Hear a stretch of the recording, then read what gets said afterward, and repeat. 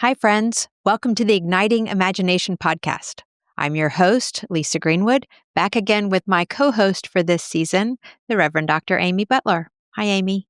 Hey, Lisa. Thank you for these conversations. They're a gift. They have been a gift, and I've really enjoyed doing this with you. So Thanks. together, we're having conversations with leaders who are leaning into new models of ministry that are healing the world. And today's leader is truly remarkable. I am so excited for you all to meet her. She is an attorney. How about that? Now, many of the Invested Faith Fellows that we're talking to this season are not ordained pastors. And just a quick note here, if you haven't listened to the other episodes, they really are fascinating and faith-filled, and encourage you to go back and listen. And many of the leaders that we're talking to, as I said, are not ordained pastors, and many are not denominationally affiliated. So, Amy, most of our listeners are deeply connected with a denomination. So, I'd love to talk a little bit about why these folks who are so faith-filled are not ordained and not sent, if you will, by a denomination. So, what's your take on why that is? That's a great question, and it's a question that every denomination and church is asking because nobody can find a pastor these days. I mean, Oh, people are, you know, either taking their theological education outside the church or they're just going ahead with their work. And this brings to mind part of the book that I just finished writing with my colleague, Don Darwin Weeks, about Holy Disruptors. It's called Holy Disruption, a manifesto for the future of faith communities. It's a resource for churches and faith communities. And I'd like to just read a short paragraph from chapter 6. What we've learned from these holy disruptors is that it's a mistake, if not a blatant sin, to limit our definitions of faith community to familiar buildings with stained glass windows and pews, to traditional structures of leadership, or even to rituals that comfort and define our communities. We would be wise to remember that Jesus spent very little time in institutional committee meetings, necessary as they sometimes are. He didn't mention writing bylaws for a new religion. Faith community happened around him organically in all kinds of places. It always involved relationships, care for neighbors, and a challenge to move toward justice, more easily taken on together. We decided when we started Invested Faith that we were just going to be open to where we saw God at work. And a lot of times it's outside of our traditional structures. Yeah. One of the things I think we hope as we do these podcasts this season, but also other seasons, is that we'll all open our eyes just a little wider, expand our imaginations for what the Holy Spirit is doing, and that might inform the work that we do in the church, right?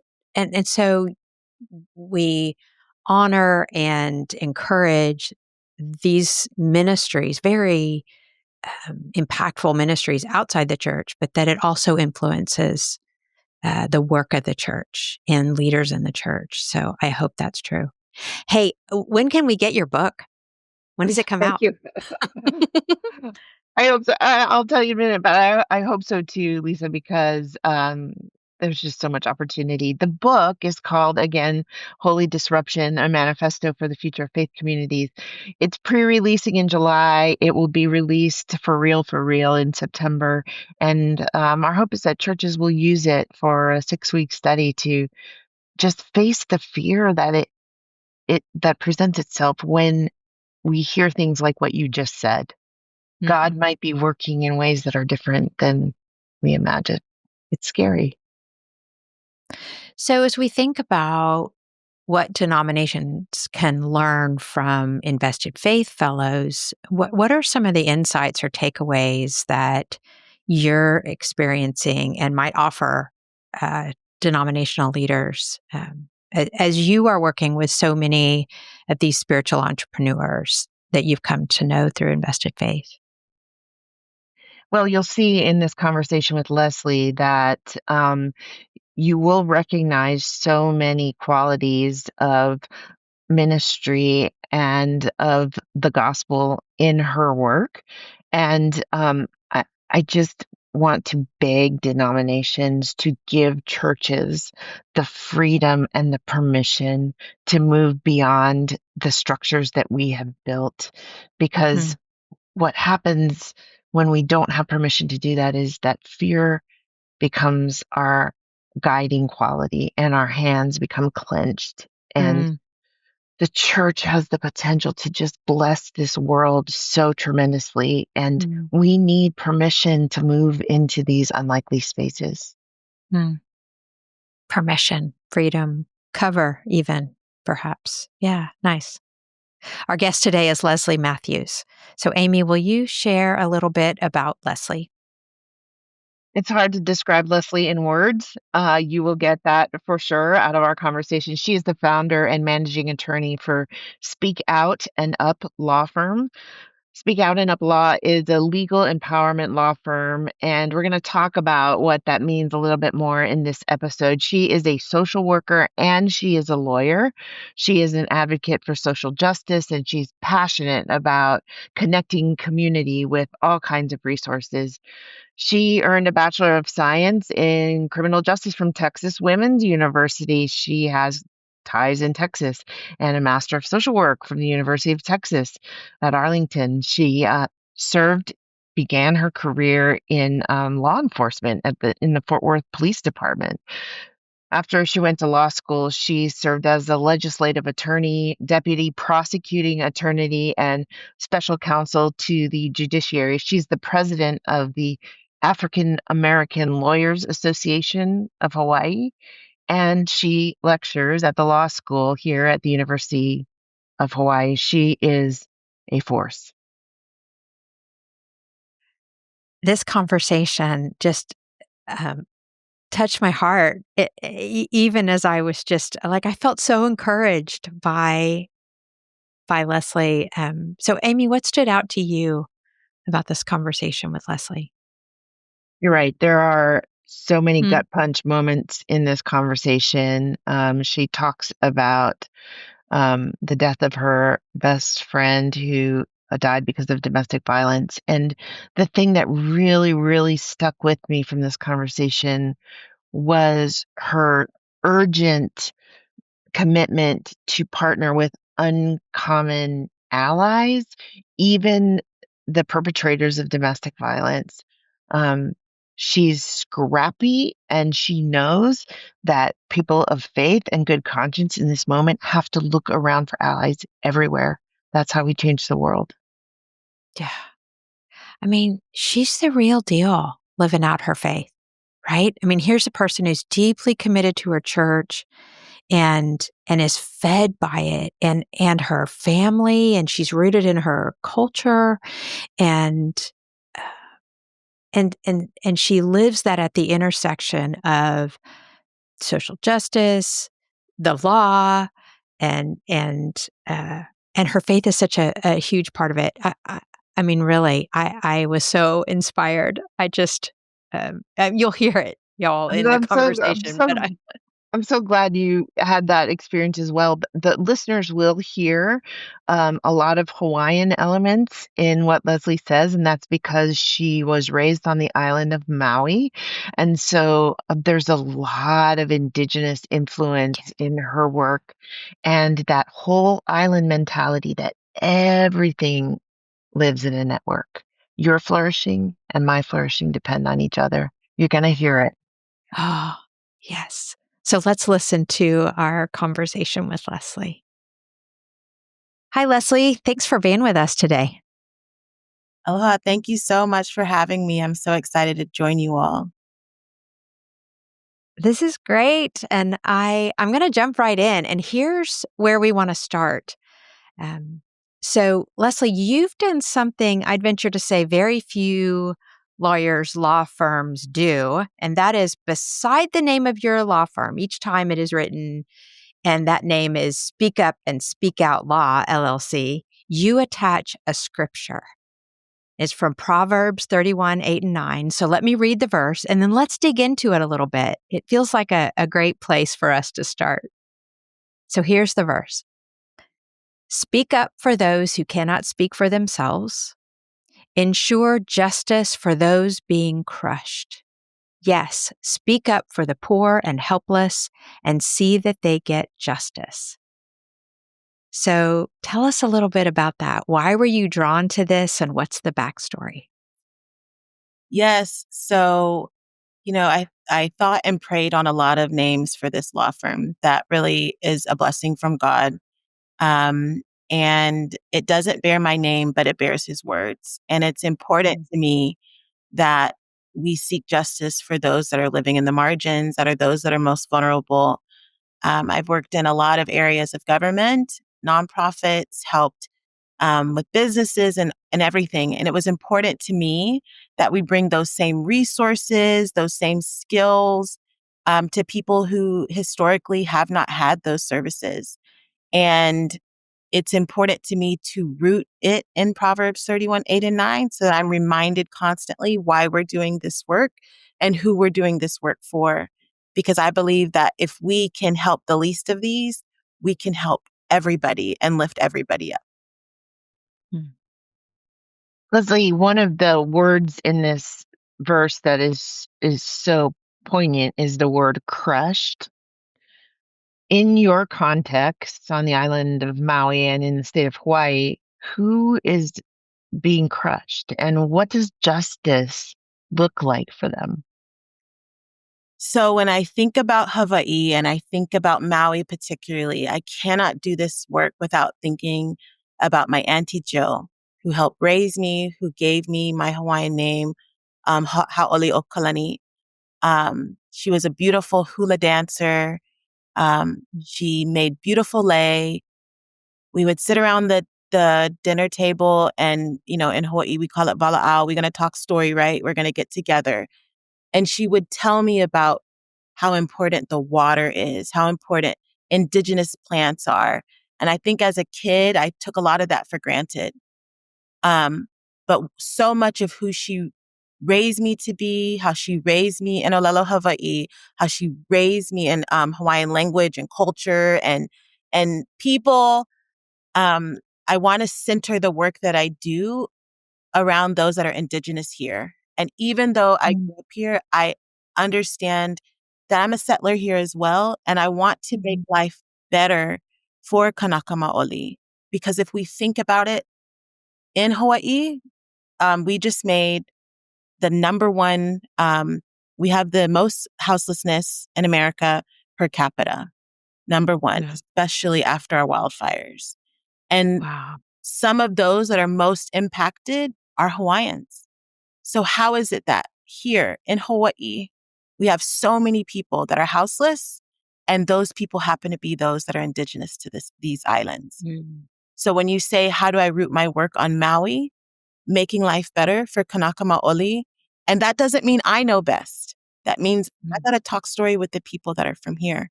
I have to remember the words of my Auntie Jill, who went to see Jesus July 19th, which is the early anniversary of my law firm. But I think it kind of lets me know, like, Leslie, keep doing this work. God's got you. And remember what I taught you. Beautiful. And I love how you're rooted in your history and in the culture of your context. So it's the people that you're with and you're listening and you're bringing in who they are and who their story and what their story is to their justice. I'm curious why you connected your firm so directly, so explicitly with your faith. Like it could just inform who you are and that kind of be a little bit under the radar, if you will. But you've put it out there for the world to see. So I'd love for you to talk about that and why that was so important to you. This law firm, before I started this law firm, and God bless me with this law firm, I was a justice transformation prosecutor. And actually started my professional career in law enforcement when I was living on the continent, and returned to law enforcement to be able to help further our family justice center visions. I'd started the largest family justice center in the nation when I was living on the continent. And I had to take a step back and see what is the justice system and who is it actually seeking justice for. I would have people while we were doing what's called arraignment and plea, when they're just coming in for their initial hearing, they couldn't afford their bail amount, scream out, "I need IOP," which is intensive outpatient. But the social worker in me knows that. And so I could make sentencing recommendations that would include mental health care, that would include going to talk to a housing counselor. But I wanted to be able to help people more directly. And like you said, hear their stories. And so it was really a vision that God gave me, is that bring these together, use the giftings I've given you as a social worker and an attorney, and meet people's needs. And I think the reason I root it so deeply in my faith is because sometimes it's a shakeup of a system that's been going on for a long time, and it's hard work. And last night when I was at Bible study, I was talking to someone who had spent some time in prison. And I said, it really is, I have to stay rooted to my faith.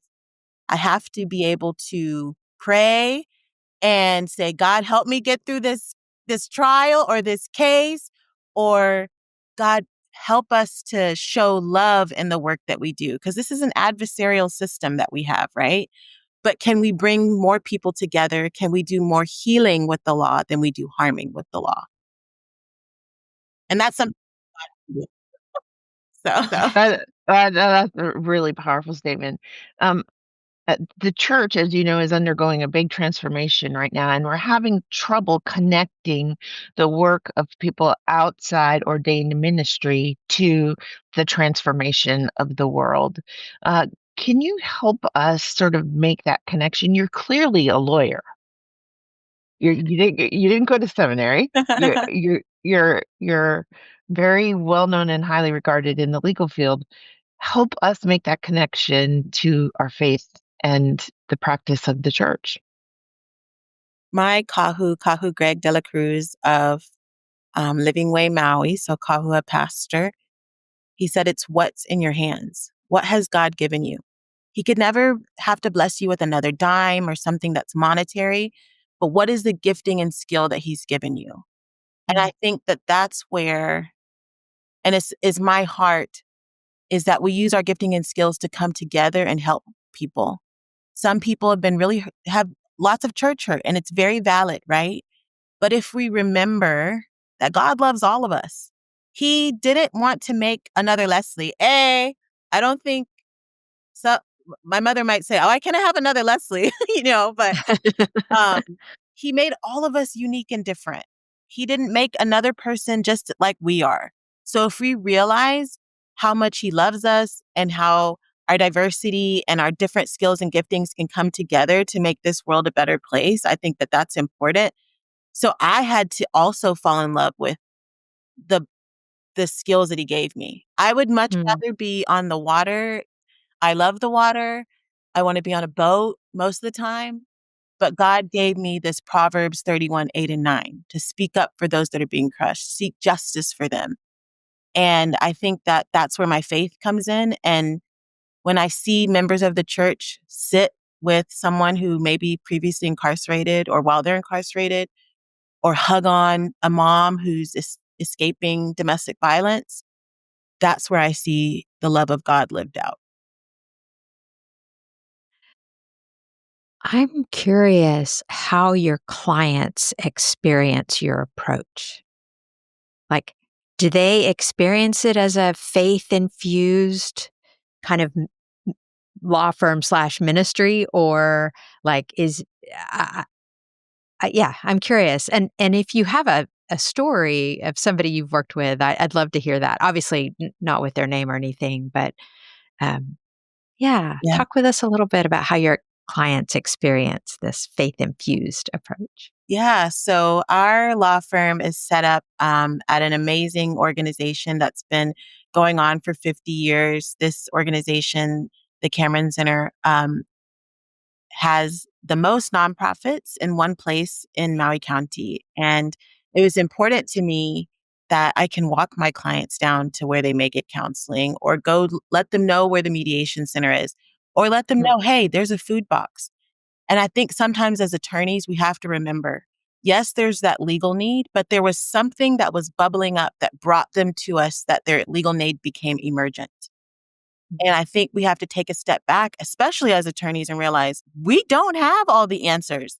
mm, Yes, we're tasked. I'm a counselor twice. So I'm a social worker and then I'm an attorney, you know?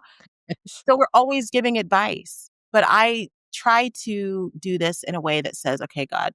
And this was something that had to come to me because and realize I don't have all the answers and I'm not supposed to, and I'm Mm, supposed to live in the community. But a particular client that comes to mind, um, she is amazing. We run a housing justice program that we launched, especially after the fires, because we were seeing so much houselessness and so many people that didn't have access to an attorney. And we had a referral to our law firm for a mother, her children, and her mother that could potentially be displaced. They were facing eviction proceedings. And I said, okay, well, we've already got a lot of cases, but let's see how we can help her too. So we stepped in to help her with her case. Our team helped to prevent her from being evicted. She called me last earlier this year in March. And she said, Leslee, it's me. She said, I'm still in a home. She's, mm, she's got brain cancer. I tried to mm, say it without crying, but I bawled after I got off the phone because I was mm, feeling kind of down. Like, God, is what we're doing working? It's so hard to try to change these systems. It's so hard for people to see value beyond what people may have monetarily. She's living in poverty and she made it through her treatments. She didn't want to seek treatment until she knew she had a roof over her. She would still have a roof over her head. A year later, she's still here. mm, She's had some other setbacks, but there's joy. And for Mother's Day, she got to come to church with my family for our event mm, at Living Way, and she got to talk. We got to talk about our faith, and I got to see her mom, and that's where I see God lived out. And having worked in the government, where you oftentimes can't talk about your faith, God sent that to me as a reminder to keep going. And mm, so that's how I see God work. And we have to keep going. We have to do this work. And this mom is not houseless. She still has a roof over her head, and she's doing her cancer treatments. And so that's how we are able to live out the love of God. And this woman, when she hears, she's gonna know I'm talking about her. And I love you, and thank you for keeping your faith and encouraging me in my faith. mm. Beautiful. Yeah. I want to say back to you some words that you have written and then talk about it a little bit. You have said that working to end violence against women and girls, building community with uncommon allies, elevating the voices of those who have been silenced, and enhancing service provision to underserved communities. That's what you're about. So, how does the law facilitate all of that? Yeah. Like the law, maybe perhaps at its best. hmm Like, I started doing this work. Um, my best friend was murdered by her husband, and that was when we were sophomores in college. I didn't know that much about domestic violence and how it would, I didn't know. And it turns out there was actually domestic violence in my family and other things. And that was a huge wake up call to me to get it together. I was a sophomore in college. My mom had just survived a major stroke. And I went and got my degree, finished 3 years of coursework in a year and a half, and then went and worked at the Fort Worth Police Department in Texas. Um, and worked actually as a family violence specialist and got to work directly with people, surviving families and others. We started the largest family justice center in the nation that's still going on now. So I want to help in domestic violence, intimate partner violence. And we know that it happens to not just women, but others as well. Um, because if I say I just want to reduce it, that's not enough, right? Because then I'm saying, I might be okay if some people are affected. Right. Wow. But I think that when we were building community with uncommon allies, you would ask me 20 years ago, would I work with perpetrators of domestic violence and things? It would be a resounding no, and it may have been a bloop no, Um, Mhm. but I think that my best friend might still be here if her husband would have gotten the help that he needs. That's what I like to think, at least. And so Mm. I have to build that community with uncommon allies. Who am I to say that that person can't get the therapy or get a righteous attorney that will seek justice for them? The more, I think we're living in a time where there's a lot of chaos, where people aren't hearing each other and we'd like to yell more than we'd like to listen. And so when we build that community with uncommon allies, we say, hey, we all might be in need of help. We all might be in need of a food box. We all might need of housing justice or mental health care. And when we tear those walls down rather than build them up, I think we can live in community together. We can open up about our challenges and our struggles. And so I see the law as being able to do that. It's a re-envisioning of the practice of law as the way we look at our law firm.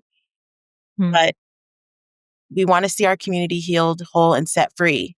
And that's the work that we try to do with the law. Leslie, this work is super hard. I mean, we talk all the time in our resource groups at Invested Faith about how lonely this can be, how hard it is to find the resources that we need. Could you talk a little bit about where you find support for this hard work that you're doing, both the legal work and then your own spirit and your own soul, and you see so much pain every day, all the time, in a system that's failing. How do you keep going? I have a praying mother. Um, Mm. Rainy Doc Matthews has prayed for me probably before I was ever around. And I think about my grandparents, my ancestors that fought for me to be here. One generation ago, I couldn't have gone to law school. My mom was born at a time of segregation. So it's different when people see me in the courtroom. I remember trying my first trial. I was there, had all my exhibits, my suit, and they said, Your Honor, we need to have the witness exclusionary rule, which means if there's a witness that's not supposed to be here, they need to be outside. And I said, oh, yeah, let me check that off my list. Yes, yes. And then they said, no, I'm talking about her. And I realized, oh my gosh, they're talking about me. And the judge goes, you mean the prosecutor? And so it's hard from a lot of places because people don't often envision someone that looks like me having the position that I have. So I have to remember that my ancestors fought really hard for me to be here. And more than that, God envisioned a world where I would be an attorney and fight for his kiddos because he loves all of us. And I would not be able to do this without folks like my Auntie Jill that I talked about. And even though she doesn't walk these earths anymore, I know she goes and sees Jesus about me.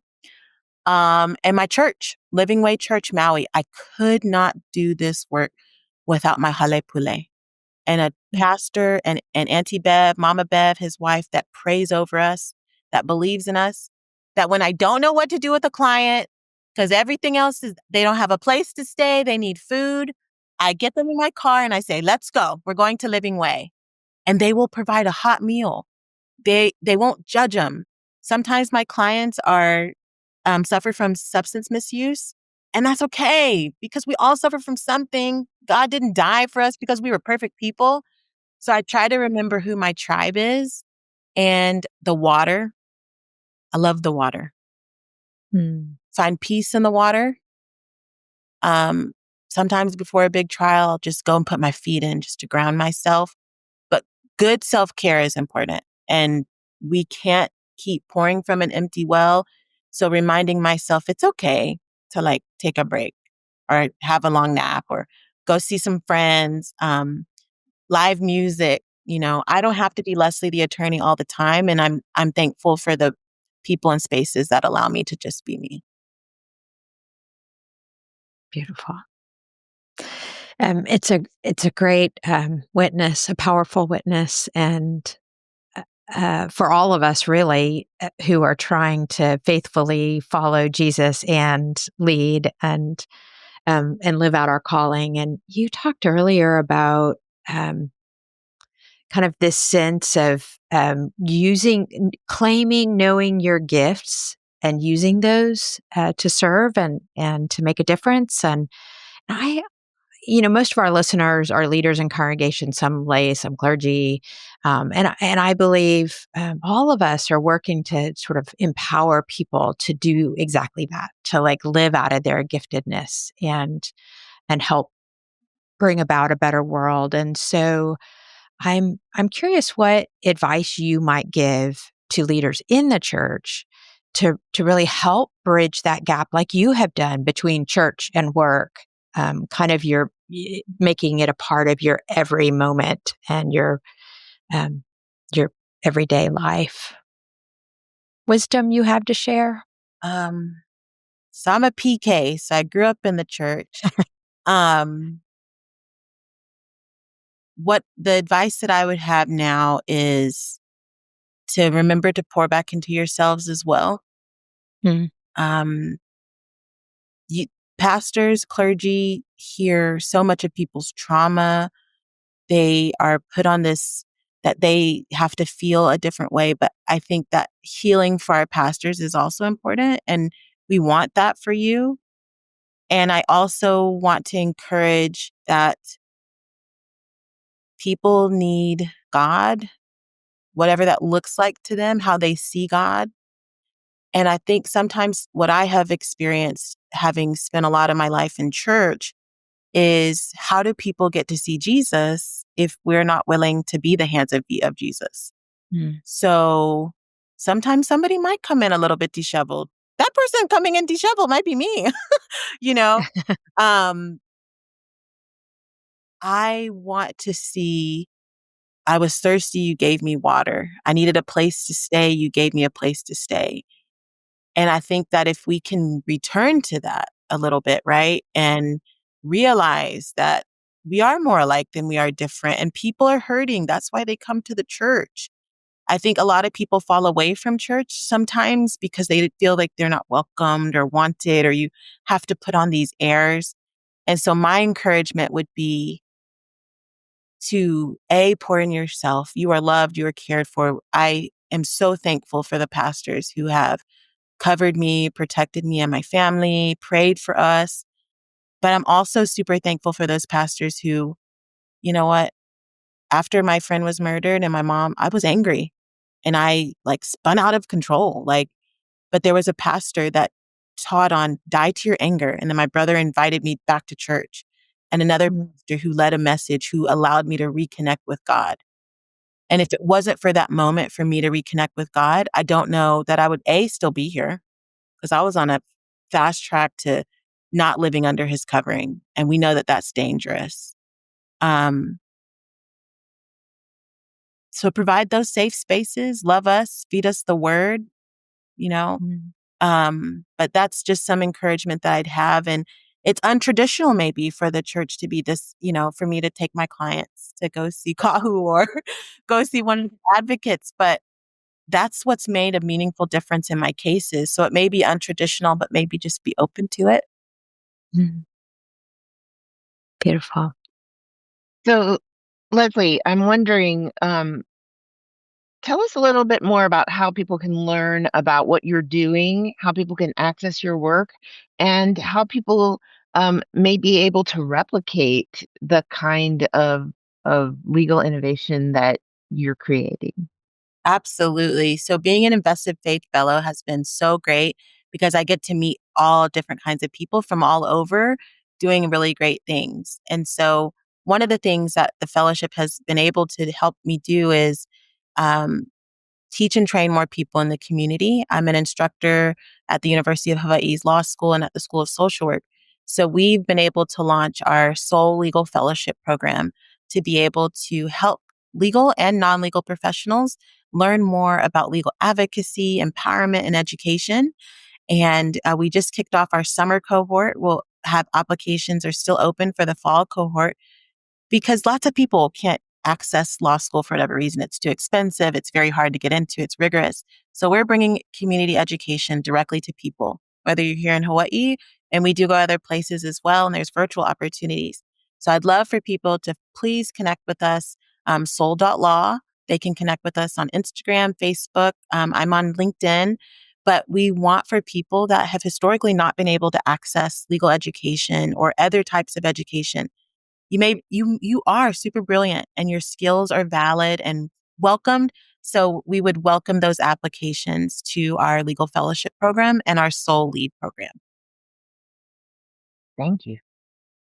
Your story is awesome and powerful. And this this season of this podcast, we're asking all of our guests one question, and I'm so interested to know what you're going to say, Leslie. Um, what is an old thing we need to not consider anymore, and what is a new thing that you see God doing that is springing forth?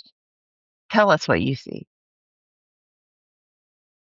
Let's see, an old thing that we don't need to consider. I don't know if this is necessarily old or this is something I'd love for us not to consider. Um, we all need God, right? And this law firm goes to places that people often wouldn't. So sometimes I may be in a suit in trial. The very next day, or sometimes in the same afternoon, I've got my tennis shoes on and I'm going to meet with folks that are living in the bushes or living in their car. And I think that we have to do away with this idea that we need to come to God already healed. Well, then what would we need him for? Why would we need a savior if we could save ourselves?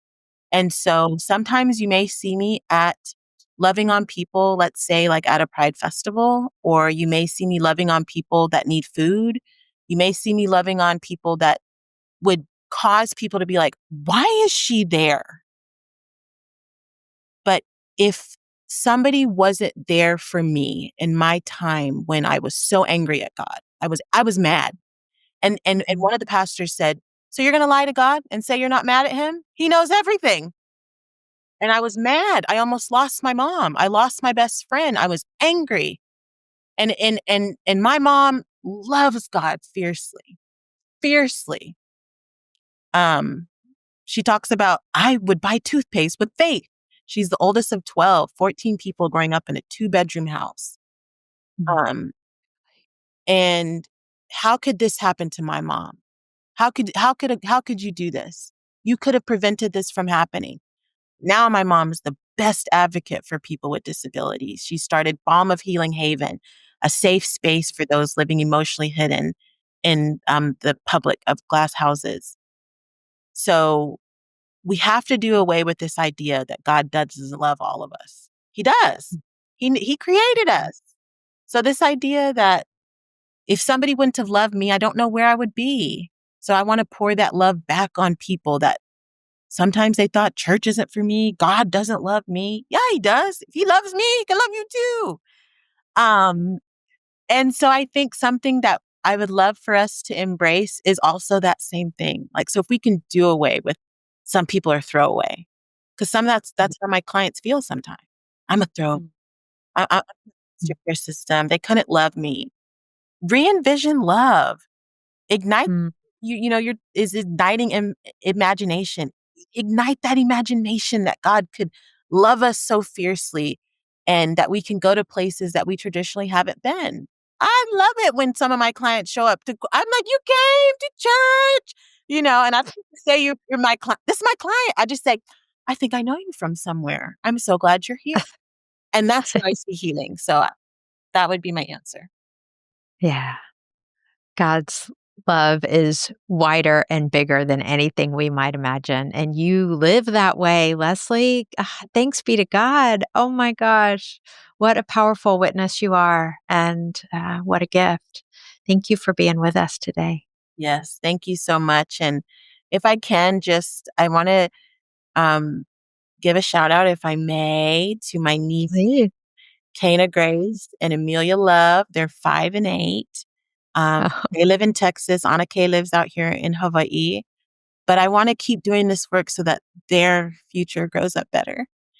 Yeah. Yeah, my nieces are what we would call Hapa. They're beautiful, amazing, smart, wonderful girls. And I want them to grow up in a world where they feel seen and valued.